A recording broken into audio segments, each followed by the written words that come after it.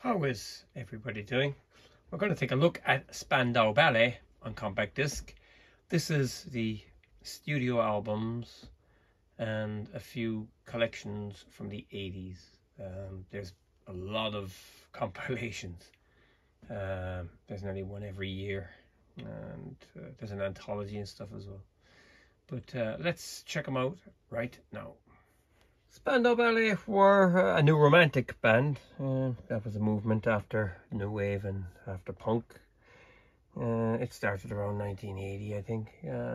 People dressed worse than punk, to be honest with you, in my opinion. But there's a lot of music coming out of Britain at the time. It was a really good time. You would, kind of new wave, synth pop. You know what I mean? It was a lot of, it was fantastic, it was a mix of everything. And Spandau Ballet, yeah, they started around the same time as Duran Duran, I guess. But they looked like a boy band, I guess.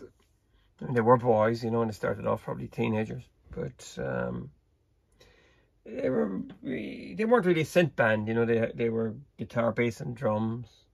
But the keyboards were usually played by a pretty good session player. And but yeah, interesting stuff if you like 80s music and stuff like that.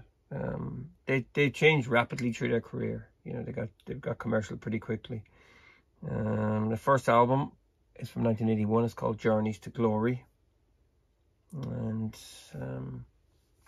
this one has got To Cut a Long Story Short on it. That was a single. That's a great track. Reminds me a little bit of Depeche Mode. Muscle Bound. That's another good one. Quite slow. It reminds me of a Charleston, though. The way the music goes. It's like something from the 20s.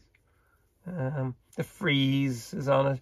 But overall, it's a kind of... stuff isn't very memorable. It's it's only okay. You know what I mean? It's not a bad debut. Lead vocals by Tony Hadley. He's kind of warbly on this a bit, and it sounds a little bit like Scott Walker. But I mean, the band were obviously influenced by Roxy Music and Bowie. I can hear echoes of those bands in here. John Keeble drums, Martin Kemp bass, Gary Kemp guitar, they're brothers. Steve Norman guitar. He also played percussion and saxophone. This was produced by Richard James Burgess, and all compositions by Gary Kemp. He was the chief songwriter. He wrote all the songs. But yeah, it's not bad. There's better albums from the time to listen to. It's probably a Spandau Ballet album that only hardcore fans would know of. I'd say casual fans probably wouldn't really know about this one. Album number 2 is Diamond. This is actually a better album. It's a little bit more accomplished. It has chant number 1, I Don't Need This Pressure On, which is a fantastic track. The album is from 1982. Instinction is on it. Paint Me Down. Coffee Club. That's really good as well. It's kind of a Latin Brazilian thing going through it. I think Beggar and Cole play the horns, and they sound a little bit like Earth, Wind and Fire horns and stuff. She Loved Like a Diamond. That's kind of a bit of a weak track. That was a single as well. Pharaoh, Innocence and Science, Missionary. Yeah, again, it's nothing really to write home about. It's of its time. What's interesting about this is, and I'm going to show you this. This is I think it's a 1990 reissue. It's a single piece of card. I mean, that is absolutely horrendous. No details or anything. Shocking. Record company cutbacks. Yeah, they see it kind of gets caught and stuff. But this was also obviously released in vinyl back in the day, but there's actually a triple or a 4 LP version in a box, and it's got all the tracks are 12-inch tracks as far as I know, most of them anyway, and it's a collector's item. Be nice to have it, yeah, if you're into that. Album number 3, this is a bit more streamlined. I think they knew that New Romantic fever was over, and this one was recorded in the latter half of 1982. I think in the Bahamas or somewhere, Air Studios or something like that. And this is probably, you know, this is their breakthrough really, you know, because it's got Communication on it, Code of Love, and Gold. That was a big hit in '83. Lifeline is on it, and of course True. Everybody knows that song. You know, it's probably their biggest hit. Heaven is a Secret, that's not a bad song either, you know, and Foundation. But a lot of this stuff is kind of similar, you know, they don't branch out in any, you know, they repeat the kind of the keys that Tony Hadley sings in, and the kind of choruses and the way they play are, you know, pretty, you know, yeah, they don't take any risks, you know. You know, recorded at Compass Point Studios, Nassau, Bahamas.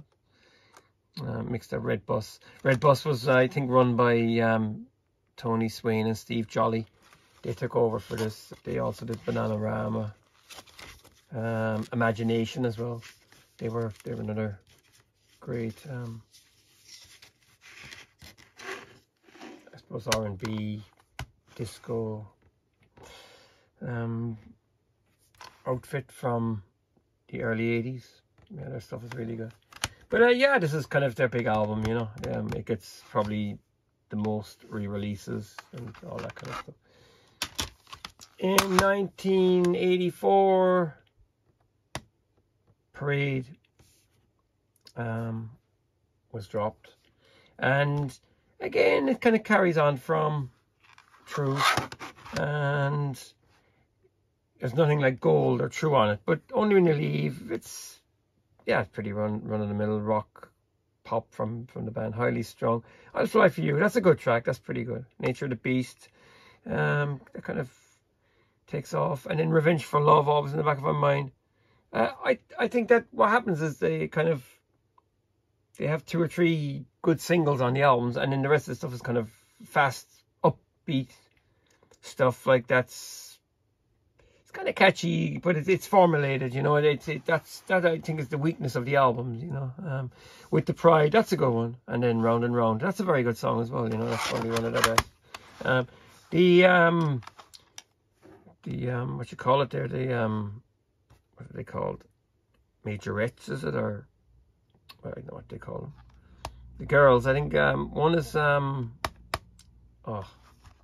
Fox, Patsy Kensit is in there as well. Yeah, this is the Ballet Boys in '84. You know, the new streamlined look.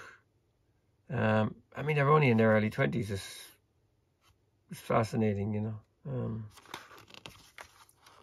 Yeah, it's just fascinating.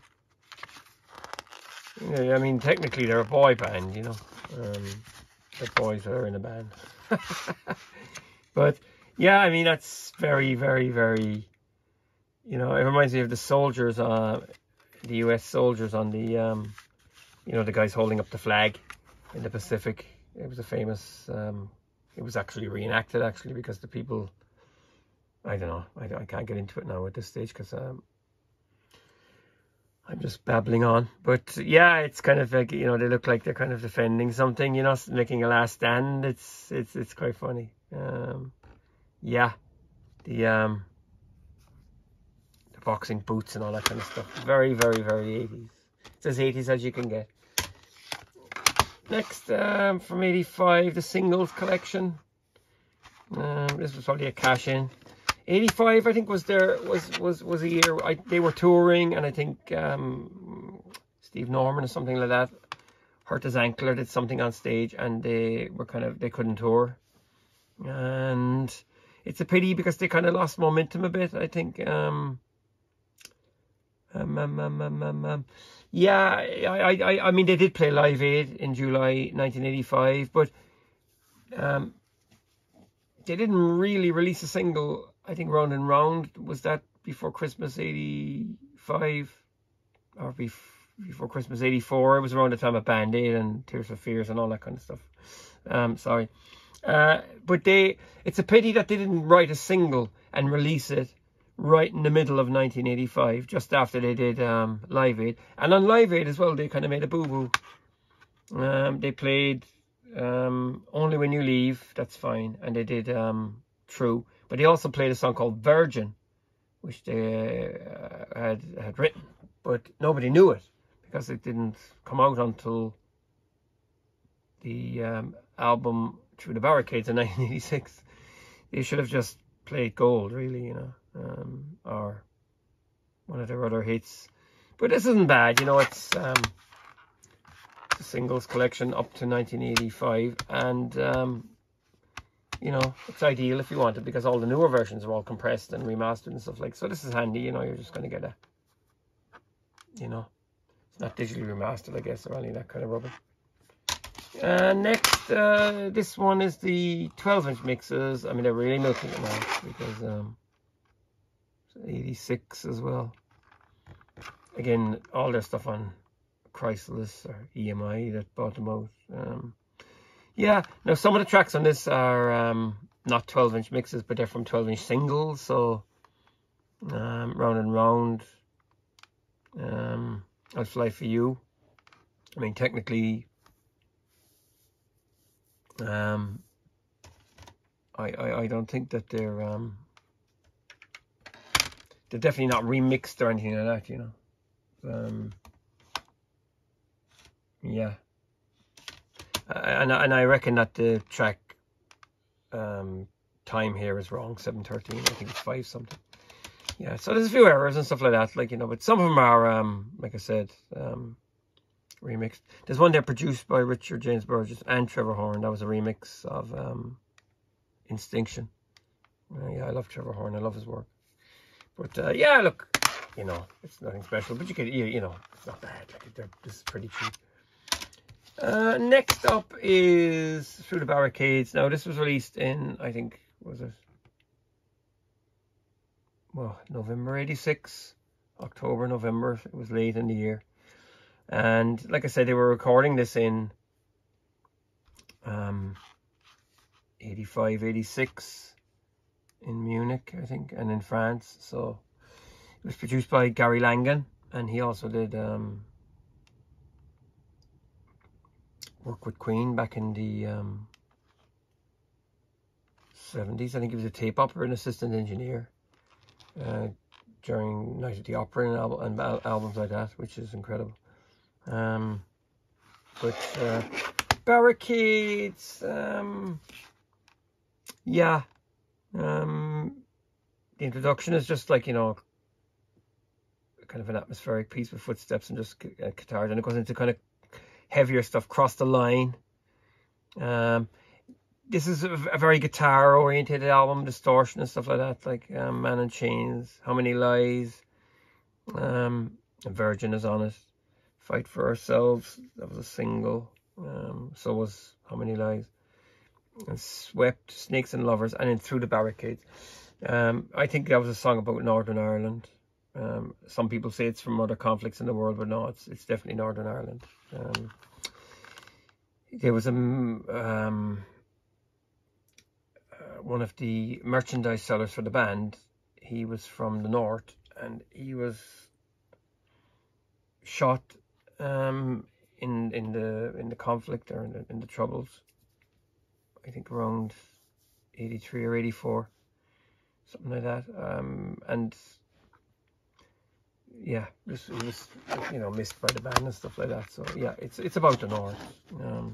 But yeah, it's, again, you know, the singles are good, but then you get, like I said, again, the there's a lot of formulation going on here. You know, it seems like you've heard it before. It's just, you know, just a rockier Spandau, that's all. You know, but it's not bad, you know what I mean? Yeah, it's funny because some songs, you know, they start off, what one is it? I think it's, there's one here starts off and it just gets heavy and it almost seems to be a waste. I think it's Swept, I think. Just kind of nice, it's got a keyboard on it, kind of slightly whistly and stuff. It sounds almost proggy and stuff, like proggy. And it just gets, you know, it just changes pace then all of a sudden, you know, it's like in a gallop. And it's a pity because I reckon the song could have been cool if it had stayed in a kind of, you know, more seductive and slower way it started off, you know. That's a really, it just would have been nicer, you know. But yeah, look, it's, you know, it's not a bad album. But Through the Barricades, the song itself is probably, I think it's the best song they wrote, or that Gary Kemp wrote. I just think it's probably their best song. I prefer it than all the others. By a whisker, but it's still a brilliant song. Next up is, well, this is Through the Barricades Deluxe Edition. It changed to CBS in 1986 for Barricades. With this one, you get some of the extended mixes and stuff like that, and Through the Barricades, a demo, a vocal by Gary Kemp. But you know, Tony Hadley has the voice. Like, you know, a lot of people say he is Spandau Ballet. I just can't imagine the band without him. You know, he's a great singer. You know, there's no doubt about that. Like, he just suits the band. He sounds fantastic when he's singing. Yeah, but yeah, there's other stuff on this and stuff like. But then there's a documentary. It's quite cool, but they're young in it, you know. And there you go. So nothing for a while, and then in 1989 we have Heart Like a Sky. This is also CBS. This one, Be Free With Your Love, is on it. That's a great track. Some great horns on it as well. It sounds a bit like Earth, Wind and Fire horn section, but I think it's called the Phantom Horns or something. That's got a kind of a Latin thing going on it then as well. But yeah, it's probably an album that people have forgotten about because, you know, 1989, the band weren't exactly in the headlines back then. You know, it Crashed Into Love, that was a single in 88. Big Feeling, A Matter of Time, Motivator. On some of this, this is pretty click-clack stuff, you know. Everything is, you know, tight, a lot of synthesizers and stuff like that. And there's a, you know, the Tony Hadley, his voice is a little bit more raunchy on this one. There's almost a hint of George Michael in some of the songs as well. It's quite obvious. And yeah, so there, and in Raw Empty Spaces, Windy Town, Handful of Dust. Yeah, like I said, not a very memorable one, but again, you know, you can pick this up next to nothing. You know, there they are trying to be arty. But yeah, yeah, it's a funny one. Yeah, I always, you know, think back, 85. There's nothing really that year, you know. Like I said, playing live aid, that would have been the holy grail for any band, especially when they're young. Yeah, so there's a lot of compilations out there, and this one is technically a compilation, but it's actually called Once More, as you can see. But it's a kind of a rehash at some of their most popular songs, apart from two here, Once More and Love Is All. They're two new songs. This came out in 2009, so you know, that's 20 years after Heart Like a Sky in 89.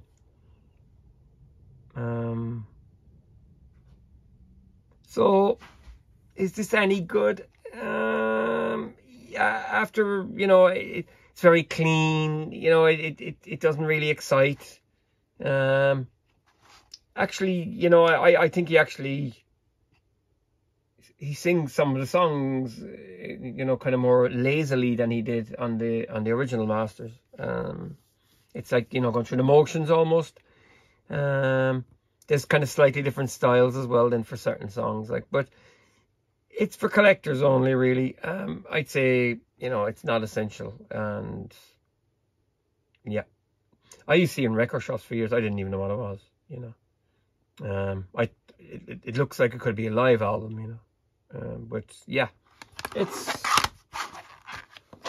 is what it is, and it's kind of the bookend, I guess. But yeah, there's an anthology 3 CD, and it's got lots of stuff on it, singles and B-sides and remixes and stuff like that, and live stuff. But the albums were all churned out again, I think around 09 or something like that, and they all came with extra discs and stuff. But you know, everything is in those, but they're kind of dried up, like that. You can't find them that much, hard to get. But yeah, that's it. This is Spandau Ballet. You know, again, a bit like, you know, I'd say kind of like a bit like Duran Duran in ways. A lot of people, Duran Duran, I think, were probably bigger in the States, without a doubt. But Duran Duran, the difference is that even when lots of the members left, they kept recording albums over the years, you know, so they've had an album at least maybe every 2 or 4 or 5 years anyway, since the 80s. So in 40 years, they must have released a good few albums, where Spandau Ballet kind of stopped. I know there was kind of court cases and wranglings and all that kind of stuff, like, but and they went back touring in the last decade and stuff like that. But as far as the future is concerned, they said they're not going to tour again without Tony Hadley. And yeah, so that's it. I think he plays in small venues now and stuff like that, and plays karaoke in Spain and stuff. And that's it, really. Yeah, if you like 80s pop and you like 80s music, I'd say, yeah, Spandau are great.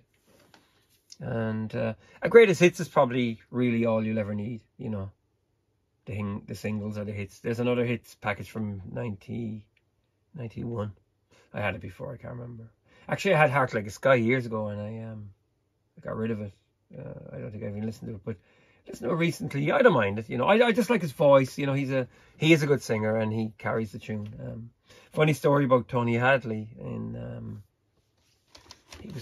they were friendly, or he was friendly with Freddie Mercury. I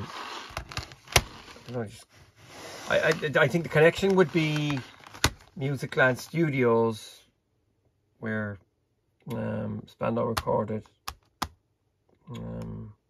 Parade, some of Parade, I think, and Barricades, and Queen used Musicland in Munich as well. There's a funny story in 1985 when Queen were touring New Zealand. Tony and Freddie went on the drink, and Freddie drank too much, and by the time it came to show time, the rest of the band saw him and knew he drank too much, and they were raging, and they knew that it was because he was hanging out with Tony Hadley. And as far as I know, Tony Hadley came on stage. He was invited on stage to sing with them as well at Freddie's request, and he was half tanked as well, and that was a disaster, and Freddie kept forgetting words and stuff. So it is quite funny, but it's probably not funny for the fans who paid to see the band. So there you go. So that's it. That's all there is to say about Spandau. And thanks for watching. Feel free to subscribe and take care.